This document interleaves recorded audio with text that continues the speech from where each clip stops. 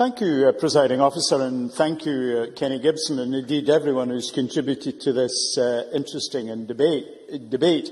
I'm not entirely certain that it's a good idea to have a debate where we talk about politicians digging holes. It's something we tend to do metaphorically rather than physically.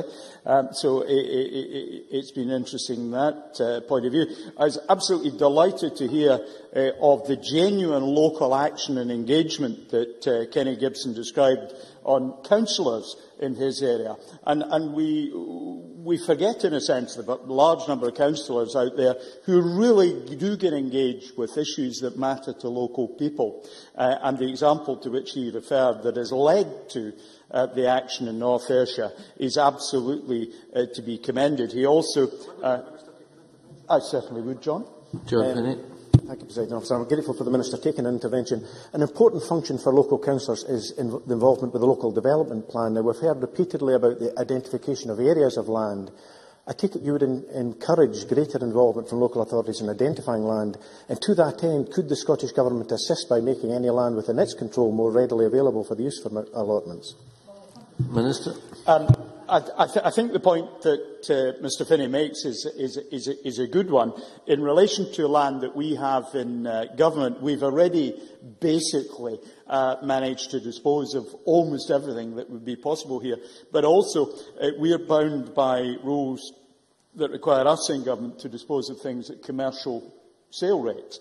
Local authorities, however, can dispose for community purpose at lower rates. So I think in many ways it is good and appropriate that local authorities take the lead in this. It actually works very well indeed where there's a commitment to do it.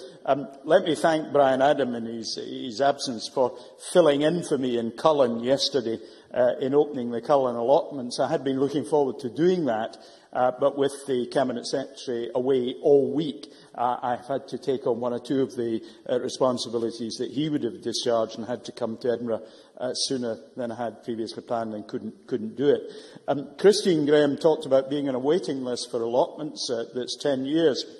One of the happiest happiest days in the period when we were taking the climate change bill through Parliament, which was a big effort. The bill team leader, enthusiastic allotment person, received the news that she'd reached the top of the list and now had an allotment down near Inverleith Gardens. And that was a happy day. She even took us out for a drink to celebrate. So excited was she by that. And of course, it was absolutely right that the person who was the bill team leader for the climate change bill should be engaged in an issue like this with all the good matters that there are to that. I do play my very small role in all this in that I dig the potatoes that someone else plants up in our garden. And I generally do it with my bare hands, which is a very pleasant thing to do. I'm not sure on the point that Christine Graham said about the Community Empowerment and Renewal Bill, how that's going to fit, but I'll go away and think about it. Margaret McDougall, I'm delighted to see another member of this Parliament who shares that delightful word, humongous, which I think just is such a delightful word. And also pointing out bee, wasp and butterfly beds. And I have to say, the official I've been working with on tonight, of course, did make a reference in some of the notes to bees, but omitted wasps, because he doesn't like wasps. Of course, wasps are an important part of the pollination cycle, just as bees are, and we often forget about that. I had, Mr Carlow, been very much looking forward to hearing from Annabel Goldie, because I knew of her interest in this. I'm beginning to wonder if actually in the modern climate there is a gender issue here, because it seems that it's all the women who are getting engaged in plots and not the seedy old men in the flat cap and the pipe, as might have been the traditional view. And I think that there's an important point in there, that actually the client base for allotments is changing, is broadening, and more people are getting engaged in this.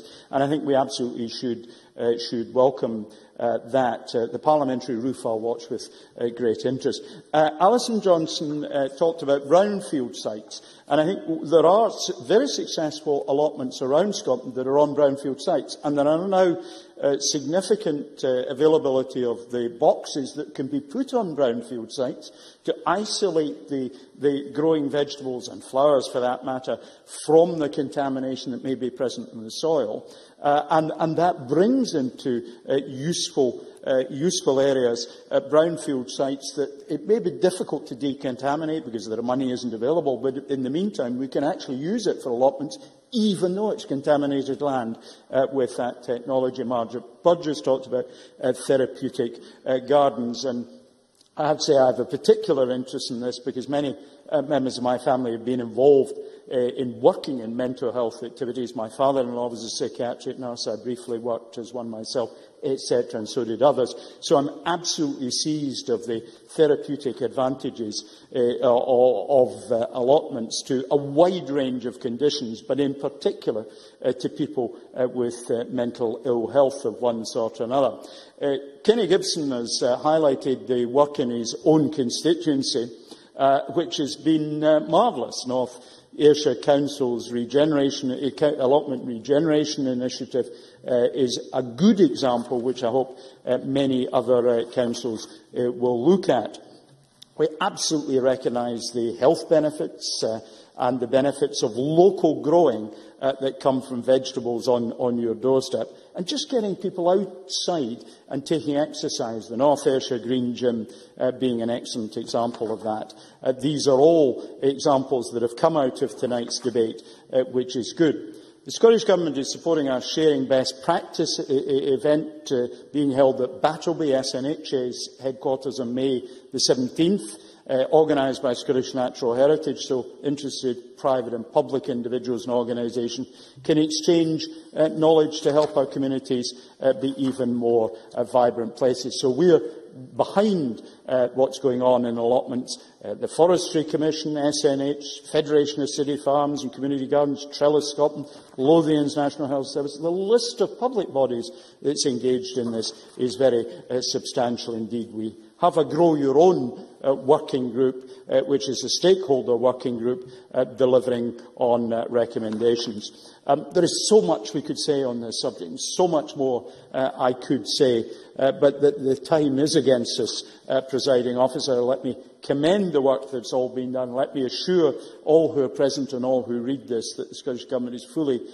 committed to the Grow Your Own agenda, community garden projects and initiatives. And thank you to all for your contributions. Presiding Officer. Many thanks. I now close this meeting of Parliament.